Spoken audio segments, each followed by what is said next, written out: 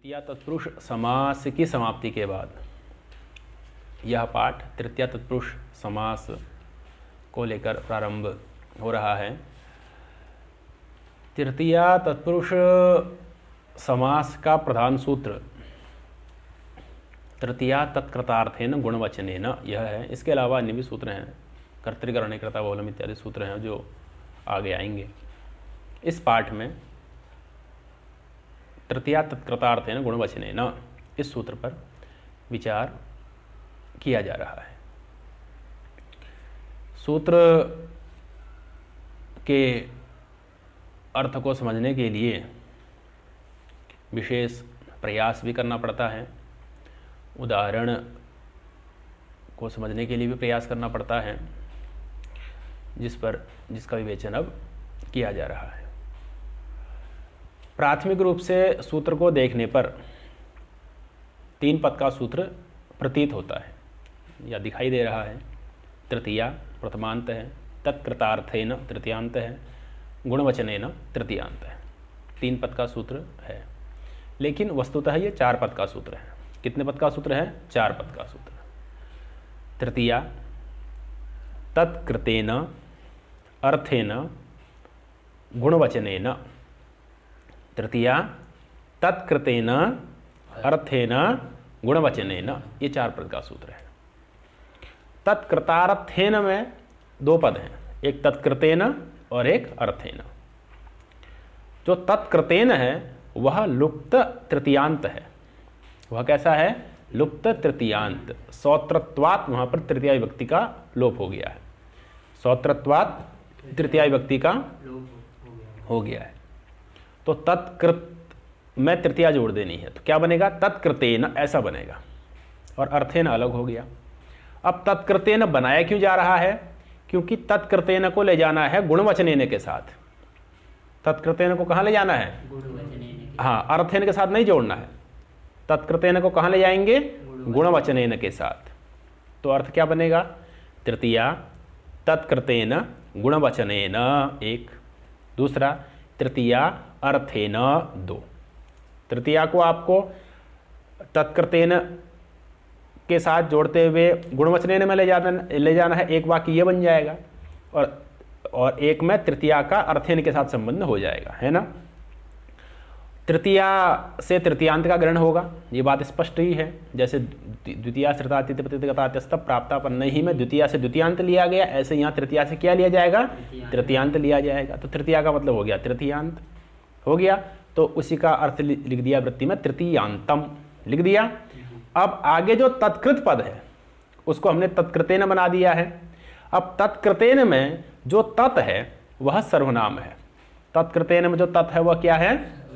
सर्वनाम। पूर्व का परामर्शक होता है, पूर्व का ग्राहक होता है ना। अब प्रधान रूप से ये बात देखी जाती है। तो अब क्या है कि तत्कृतेन का जो तत्पद है वह पूर्व का ग्राहक होगा, पूर्व का परामर्शक होगा। तो तत्कृतेन के तत्पद से पूर्व में क्या है? तृतीयांत है, क्योंकि तृतीया का तृतीयांत अर्थ किया जा चुका है। तो अब तत् से किसका परामर्श होगा? तृतीयांत का। लेकिन तृतीयांत का परामर्श करते हुए वह तत्पद तृतीयांत का जो अर्थ है, तृतीयांत का जो उसको लक्षित करता है, क्योंकि तृतीयांत अर्थ तो तृतीया से प्राप्त हो चुका है, और तत्कृत पद से अब तृतीयांत का जो अर्थ है ना उसको लिया जाएगा, है ना। तो अब देखिए, तृतीया का मतलब हुआ तृतीयांत, तत्कृत के द्वारा तत्कृत के तत्पद से तृतीयांत का अर्थ लिया गया है, और उसको फिर कहाँ ले जाना है? गुणवचनेन में ले जाना है। इस प्रकार से अर्थ क्या बन गया? तृतीयांतम तृतीयांतार्थ कृतेन गुणवचनेन समस्यते, यह अर्थ बन गया। तृतीयांतम तृतीयांतार्थ कृतेन गुणवचनेन समस्यते, यह पहला वाक्य बन गया। और दूसरा वाक्य क्या बनेगा? तृतीयांतम अर्थेन, अर्थ शब्देन सह समस्यते, यह दूसरा वाक्य बन गया। तो इस सूत्र के 2 उदाहरण बनेंगे। एक तो तृतीयांतम तृतीयांतार्थ कृत गुणवचनेन समस्यते का बनेगा, संकुलाखंड ये बनेगा। और दूसरा तृतीयांतम अर्थ शब्देन सह समस्यते, इसका बनेगा धान्यार्थ। ये 2 उदाहरण दिए गए हैं ग्रंथ में, है ना। अब इसमें जो गुणवचन शब्द है, जो क्या शब्द है, गुणवचन शब्द है, वह भी विचारणीय है। गुणवचन से यहां पर केवल गुणवाचक शब्द को नहीं लेना है, गुणवचन शब्द से केवल गुणवाचक को नहीं लेना है, गुणवाचक को नहीं लेना है। क्यों? अगर केवल गुणवाचक को लेना होता तो वचन शब्द का ग्रहण सूत्र में क्यों करते हैं? तब तो तृतीया तत्कृतार्थे न गुणे न ऐसा ही सूत्र बना देते। वचन ग्रहण किया गया है तो वचन ग्रहण बलात् गुण शब्द से केवल गुणवाचक शब्द को नहीं लेना है, अपितु गुणोपसर्जन द्रव्यवाचक शब्द को लेना है। गुणोपसर्जन द्रव्यवाचक शब्द को मतलब ऐसे शब्द को लेना है जो पहले गुण को बताता हुआ अब द्रव्य को बता रहा है, जो पहले गुण को बताता हुआ अब द्रव्य अर्थ को बता रहा है, ऐसे शब्द को आपको गुणवचन से लेना है। इसलिए घृतेन पाटवम, घृतेन पाटवम यहां पर समास नहीं होता क्योंकि पाटव शब्द आपका गुणवचन है, गुणवाचक है, गुणोपसर्जन द्रव्यवाचक नहीं है, इसलिए घृतेन पाटवम में समास नहीं होता है। संकुलाखंड में हो जाता है, यद्यपि वहां पर जो पटुता है वो घृत के कारण ही हो रही है ना, लेकिन फिर भी वहां समास नहीं होता है क्योंकि केवल गुणवाचक शब्द न लेकर के गुणोपसर्जन द्रव्यवाचक शब्द को यहां पर लेना है। जो शब्द पहले गुण को बता रहा था वर्तमान में अब द्रव्य को बता रहा है, ऐसा जो शब्द होगा उसको यहां पर गुण वचन के गुण से लेना है और यह बात वचन शब्द से ज्ञापित हो जाती है। ठीक है, तो अर्थ क्या हुआ कि तृतीयांत का जो अर्थ है, तृतीयांत का जो अर्थ, उस अर्थ के द्वारा किया गया जो गुणवचन, उस अर्थ के द्वारा किया गया जो उसके साथ क्या हो जाएगा, समास हो जाएगा और वह तत्पुरुष समास कहलाएगा, है ना। अब इसको उदाहरण से आप पहले समझिए। संकुलाखंड, ये उदाहरण दिया गया। क्या उदाहरण दिया गया? संकुलाखंड। महाभाष्यकार ने भी संकुलाखंड इसी प्रकार से उदाहरण दिया है। अब संकुलाखंड की वस्तु स्थिति क्या है? तो संकुलाखंड का मतलब क्या है, पहले तो आप ये समझिए। संकुलाखंड का मतलब क्या है? तो संकुलाकृत खंडन क्रियावान देवदत्त, ये संकुलाखंड का अर्थ है। संकुलाखंड के आगे आपको देवदत्त जोड़ देना है। तो संकुलाकृत खंडन क्रियावान देवदत्त, यह संकुलाखंड का मतलब हुआ। तात्पर्य क्या हुआ कि संकुला अर्थात सरौता, संकुला अर्थात सरौता, जिससे सुपारी काटी जाती है। सुपारी काटने का एक वस्तु होती है, पान वाले की दुकान में देखिएगा, सुपारी को लेता है और सरोते से उसको साबुत सुपारी को काट देता है, तो सुपारी के दो हिस्से हो जाते हैं, है ना, या 2, 4, 6 जितने हिस्से बनाने वो कर लेता है ना। तो जो सुपारी काटने का साधन है ना, उसको सरौता बोलते हैं हिंदी में, संस्कृत में संकुला बोल देते हैं। तो संकुलाकृत, संकुला के द्वारा किया गया जो खंडन, जो भेदन है ना, वो उस भेदन क्रिया वाला कौन है? देवदत्त है। मतलब किसने किया वो भेदन क्रिया? किसने की? देवदत्त ने की, है ना, ये तात्पर्य है। अब देखिए, अब इसका अर्थ घटाइए सूत्र का कि इधर संकुलाखंड समस्त पद है। समस्त पद क्या है? संकुलाखंड। तो इसका लौकिक विग्रह क्या बन जाएगा? संकुलया खंड। अलौकिक विग्रह क्या बनेगा? संकुलाटा खंडसु, है ना। अब सूत्र का अर्थ घटाइए कि तृतीयांतम किसका समास होगा? तृतीयांत का समास होगा। अब तृतीयांत कौन है? संकुलया है, संकुलाटा है।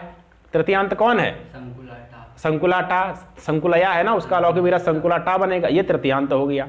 तो तृतीयांत का समास होगा, मतलब संकुलाटा का समास होगा। किसके साथ होगा? तत्कृतेन गुणवचने, तत्कृतेन तृतीयांत का जो अर्थ, तत्कृत से किसको लेना है? तत्कृत के तत्पद से तृतीयांत के अर्थ को लेना है ना।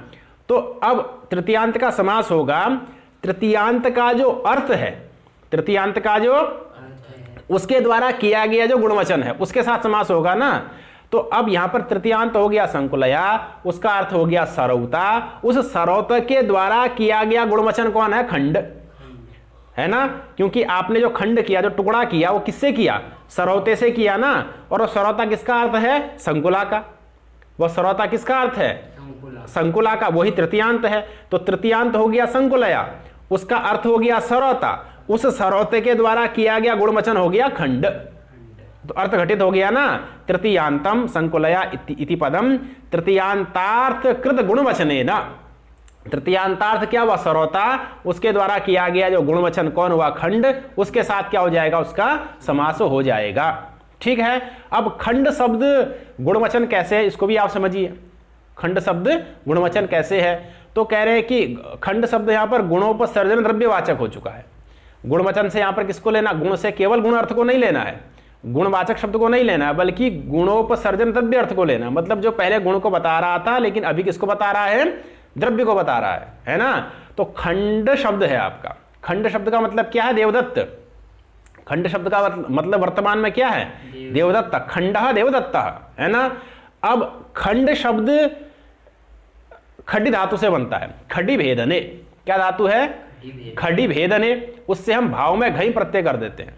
भाव में क्या कर देते हैं, तो आपका इदितो नुम धातु से नुम इत्यादि होकर के क्या बन जाएगा, खंड। खंडनम खंड भेदनम इत्यर्थ। खंडनम खंड भेदनम। तो खंड का मतलब क्या हो जाएगा, घय प्रत्यांत तो पुल्लिंग में होता है ना, तो खंड बन गया।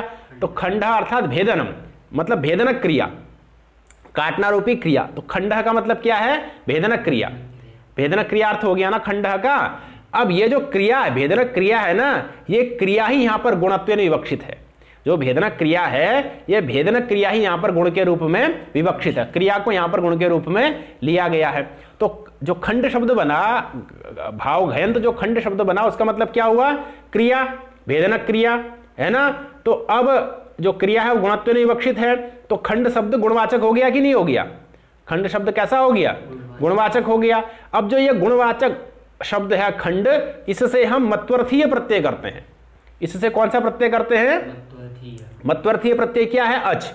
अर्श आदि व्योत से अच हो जाता है तदस्यात् तस्मिन्निति अर्थ में, तदस्यात् तस्मिन्निति मतुप के अर्थ में, मतुप के अर्थ में, तस् अस्य अस्ति तत् अस्मिन् अस्ति इस अर्थ में, है ना। तो खंड का मतलब क्या हो गया, खंडः अस्य अस्ति इति खंडः। क्योंकि खंड शब्द से अच करेंगे, अच के पर में होने पर खंड की भाव संज्ञा, जैसे जैसे खंड के आकार का लोप, डकारोत्तर प्रति आकार का लोप, अच का आकार आकर के मिल जाएगा, तो दोबारा से खंडः ये शब्द बन जाएगा। दोबारा से क्या शब्द बन जाएगा, खंडः, है ना। अर्थात दिजंत खंडः शब्द बन जाएगा। तो इस खंडः का मतलब क्या हो गया, खंडन क्रिया वाला, ये अर्थ हो गया। इस खंड शब्द का मतलब क्या हो गया, अब खंडन क्रिया वाला। तो ये खंडन शब्द, खंड शब्द कैसा हो गया, गुणोपसर्जन द्रव्यवाचक हो चुका है। पहले खंडन क्रिया को बताते हुए अब किस अर्थ को बता रहा है, देवदत्त रूपी जो खंडन क्रिया वाला व्यक्ति है देवदत्त, उसको बता रहा है, द्रव्य हो गया देवदत्त। तो खंड शब्द कैसा हो गया, गुणोपसर्जन द्रव्यवाचक हो गया। तो इसके ये यहां पर गुणवचन के रूप में विवक्षित है, गुणवचन के रूप में यहां पर गुणोपसर्जन द्रव्यवाचक शब्द विवक्षित है, ऐसा खंड शब्द है। उस खंड के शब्द के साथ संकुलाटा, इसका समास हो गया। संकुलाटा खंडसु अलौकिक विग्रह में समास होकर के प्रातिपदिक संज्ञा तृतीया तत्कृतार्थेन गुणवचन से समास हो जाएगा। प्रातिपदिक संज्ञा शुभलोक होकर के संकुला खंड बनेगा। तृतीयांत है संकुला, उसी का है संकुलया, संकुलाटा उसमें से शुभलोक होकर संकुला बचा है, उसी का पूर्व निपात होगा, संकुला खंडा बन जाएगा। और एकदेश विकृत न्याय ने प्रातिपदिक संज्ञा सूर्य विसर्ग संकुला खंडः देवदत्तः, संकुला कृत खंडन क्रियावान देवदत्त इत्यर्थः, ये इसका अर्थ हो गया। ठीक है, ये तो उदाहरण किसका हो गया आपका, संकुला खंडः। ये हो गया आपका तृतीयांत का, तृतीयांतार्थ कृत गुणवचन के साथ का उदाहरण। तृतीयांत का तृतीयांतार्थ कृत गुणवचन के साथ उदाहरण हो गया संकुला खंड, जहां पर केवल गुणवचन होगा। तृतीयांत का तृतीयांतार्थ कृत गुणवाचक शब्द के साथ समास नहीं होगा। घृतेन पाटवम में समास नहीं होता। जो पटुता है, मोटापन है, वो आया घृत से ही है। घृतेन इसका अर्थ जो घृत था उसी से पटुता रूपी गुण अर्थ आया है, लेकिन वह गुण क्या है, यहाँ पर गुणोपसर्जन द्रव्यवाची गुण जो है ना, पटु शब्द जो है वो गुणोपसर्जन द्रव्यवाची न होकर के गुण परक है, इसलिए यहाँ पर समास नहीं होता। घृतेन पाटवम अलग अलग ही रहता है, व्यस्त पद रहता है। ठीक है, अब यहाँ पर एक बात और है कि आगे एक सूत्र आएगा कर्तृकरणे कर्ता बहुलम। क्या सूत्र आएगा, कर्तृकरणे कर्ता बहुलम।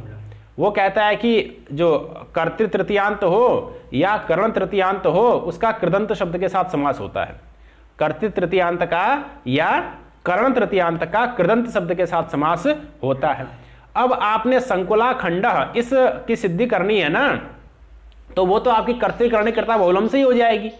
संकुलया आपका कर्ण तृतीयांत है ही है, खंड आपका कृदंत है ही है, क्योंकि खंड धातु से, खड़ी धातु से आपने भाव घय किया तो खंड बना, तो कृदंत हो गया खंड और कर्ण तृतीयांत हो गया संकुलया, उसका समास तो करते करने करता बोलम सूत्र से हो जाएगा।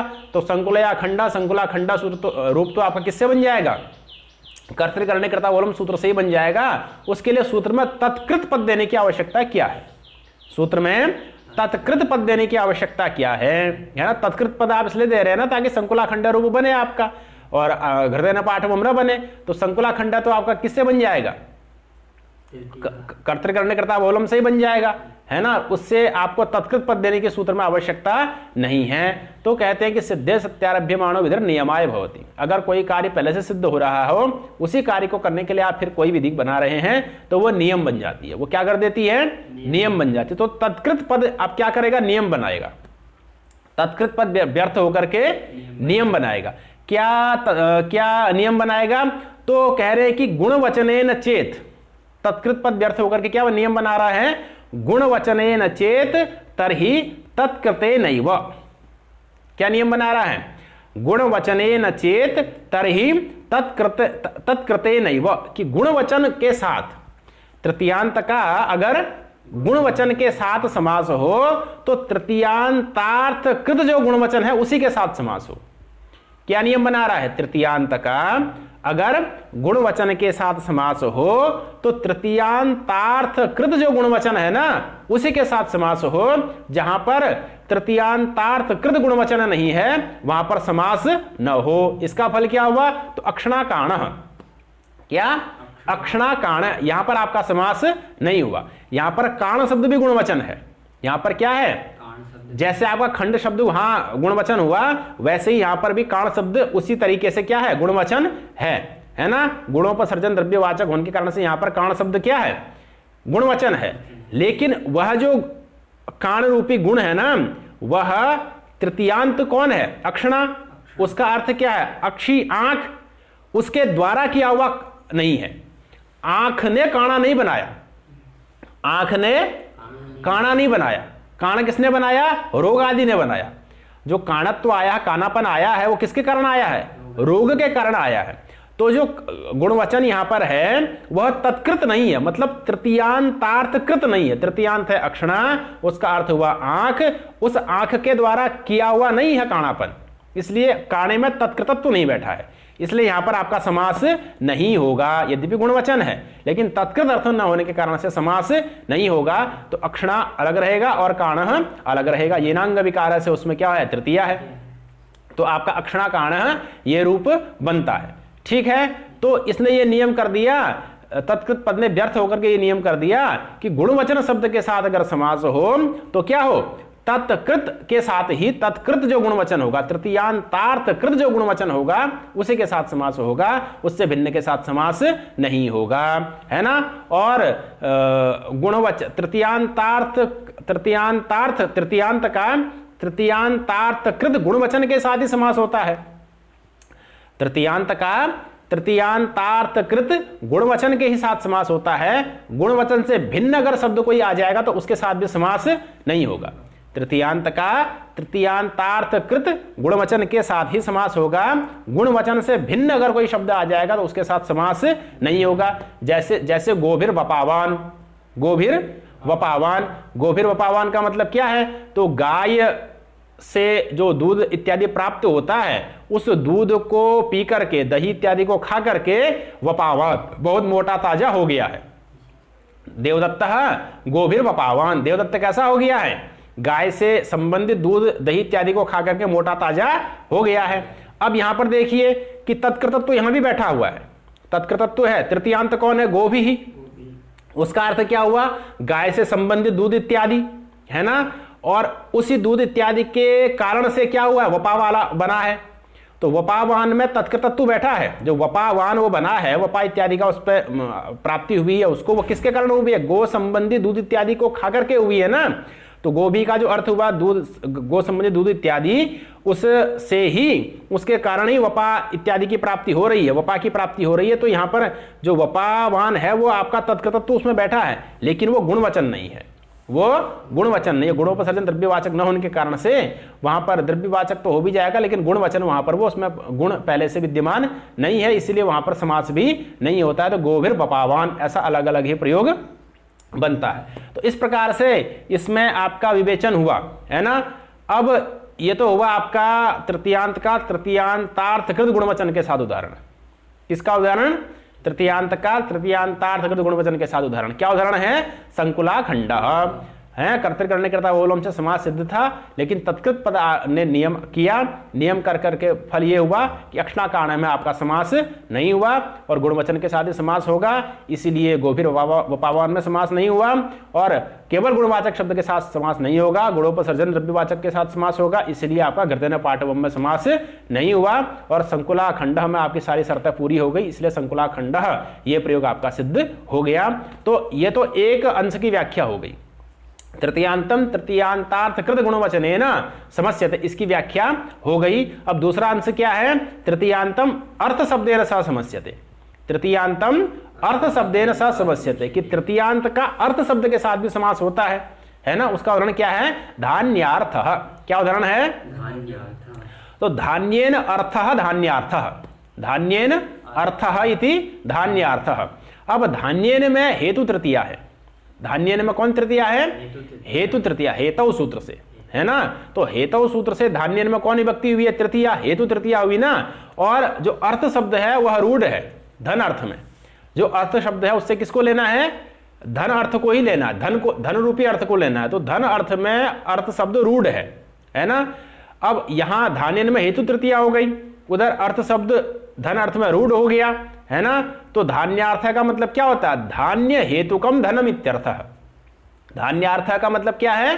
धान्य हेतुकम धनम, ऐसा धन जिसका हेतु कौन बन रहा है? धान्य बन रहा है। तो मतलब धान के कारण से मिलने वाला धन, है ना।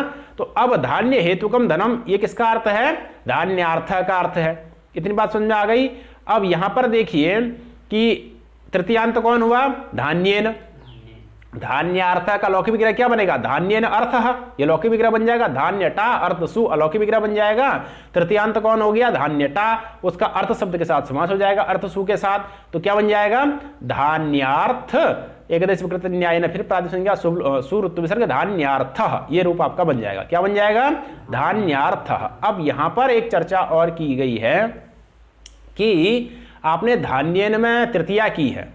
धान्येन में क्या की है? तृतीया की है। किस अर्थ में की है? हेतु में की है, हेतु तृतीया की है ना। और अर्थ शब्द को आपने क्या माना है? रूढ़ मान लिया, धनपरक मान लिया, है ना। अब यहां पर एक चर्चा आई कि अगर हम धान्य में कर्ण तृतीया कर दें, धान्य में क्या कर दें? कर्ण तृतीया कर दें, है ना। और अर्थ शब्द को हम व्युत्पादित कर दें, व्युत्पन्न मान लें, उसको कृदंत मान लें। अर्थ शब्द को हम क्या मान लें? कृदंत मान लें। अर्थ शब्द से हम क्या करते हैं? कर्म में घई प्रत्यय कर दें। अर्थ शब्द से हम क्या कर दें? कर्म में कर दें। अर्थ्यते इति अर्थः, अर्थ्यते इति अर्थ, प्रयोजनम इत्यर्थः, अर्थ्यते इति अर्थः। इस विग्रह में अर्थ से हम क्या कर दें? कर्म में घई प्रत्यय कर दें। तो अर्थ शब्द का मतलब क्या हो जाएगा? प्रयोजन। अब ये कैसा हो गया? कर्म घयंत। कैसा हो गया? या फिर हम अर्थ शब्द से भाव में घई कर दें। अर्थ शब्द से क्या कर दें? तो अर्थनम अर्थः, अर्थनम अभिलाषः इत्यर्थः। अर्थनम अर्थः, अर्थ का मतलब क्या हो जाएगा? अभिलाषः, है ना। तो ये भाव घयंत हो गया। तो अर्थ शब्द का अर्थ कर्म घयंत कर देंगे तो प्रयोजन हो जाएगा, भाव घयंत कर देंगे तो अभिलाष हो जाएगा। इस प्रकार से अर्थ शब्द आपका कृदंत बन जाएगा। कैसा बन जाएगा? अब इधर धान्य में आपने कर्ण तृतीया कर दी। धान्य में क्या कर दी? अर्थ शब्द कृदंत हो गया, भाव घयंत मान लो या कर्म घयंत मान लो। अर्थ शब्द कैसा हो गया? कृदंत बन गया ना। तो कर्तृकर्णे कृता बहुलम से समास हो जाएगा। किससे समास हो जाएगा? कृता बहुलम से समास हो जाएगा ना। तो फिर इसमें अलग से तृतीयांत का अर्थ शब्द के साथ समास करने की क्या आवश्यकता है? ये एक पक्ष चलता है ना। तो उसका यही समाधान है कि इस प्रकार से यहां पर कल्पना नहीं करनी है। तृतीया तत्कृतार्थन गुणवचने में जब तृतीयांत का अर्थ शब्द के साथ समास किया गया है, उसमें आप तृतीयांत को हैं क्या बोलते हैं? हेतु तृतीयांत ही मानिए और अर्थ शब्द को धन अर्थ में रूढ़ ही मानिए। यहां पर उसमें उसको करण तृतीयांत मान करके उसको कृदंत बना करके कर्तृकरण कर्ता बोलम इत्यादि का प्रपंच यहां पर न लाना ही श्रेयस्कर है, बल्कि हेतु तृतीयांत मान करके और उसको धन अर्थ में रूढ़ मान करके उसमें तृतीया तत्कृतार्थेन गुणवचनेन के द्वितीय अंश तृतीयांतम अर्थ शब्देन स समस्यते इस प्रकार की व्याख्या करके धान्यन अर्थात धान्यार्थ इस प्रकार की रूप सिद्धि करना ही श्रेयस्कर है। यह पक्ष इस पक्ष पे चर्चा की गई है, इस पक्ष को ठीक माना गया है। तो इस प्रकार से आपका यह सूत्र, इस सूत्र का विवेचन पूरा हुआ। एक बार मूल पाठ कर दीजिए। मूल में क्या लिखा है? तृतीया तत्कृतार्थेन गुणवचनेन। चलिए, तत्कृत इति लुप्त तृतीयाकम, तत्कृत इति लुप्त तृतीयाकम। आपको बताया था कि जो तत्कृतेन तत्कृतार्थेन में तत्कृत पद है वो लुप्त तृतीयाकम है ना, उसमें तृतीया विभक्ति का लोप हो चुका है। तो तत्कृत को किस रूप में समझना है? तत्कृतेन इस रूप में समझना है। किस रूप में समझना है? तत्कृतेन इस रूप में समझना है। सौत्रत्वात् वहां पर तृतीय विभक्ति का लुक हो गया है, तो तत्कृत का मतलब है तत्कृतेन, ठीक है ना। तो तत्कृत इति लुप्त तृतीयाकम। चलिए, और अर्थ कैसे बन गया तो आपको बता ही दिया है। तृतीयांतम तृतीयांतार्थकृत गुणवचनेन अर्थ शब्देन च सह समस्य प्रागवत, पहले की तरह उसका समास हो जाता है, वो स्वतत्पुरुष उसका उसकी तत्पुरुष संज्ञा हो जाती है। ये सारी बातें आपको पहले की तरह हैं। चलिए, संकुलया खंड संकुलाखंड ये बता ही दिया गया है। चलिए, धान्येनार्थ धान्यार्थ ये भी बता दिया गया। चलिए, तत्कृत इति किम अक्षणाकारण है। तत्कृत जहां पर होगा वहीं पर आपका समास होगा, जहां पर तत्कृत नहीं होगा वहां पर समास भी नहीं होगा। अक्षणाकारण है, इसका उदाहरण हो गया है ना। तो इस प्रकार से तृतीया तत्पुरुष समास करने वाला प्रधान सूत्र तृतीया तत्कृतार्थेन गुणवचनेन, इसका विवेचन पूरा हुआ। इसके बाद पूर्व सदृश समूहार्थ कलह निपुण विशेष लक्षण ही यह सूत्र है। कर्तृकरण कर्ता बहुलम इत्यादि सूत्र हैं जिनका विवेचन अगले पाठ में किया जाएगा।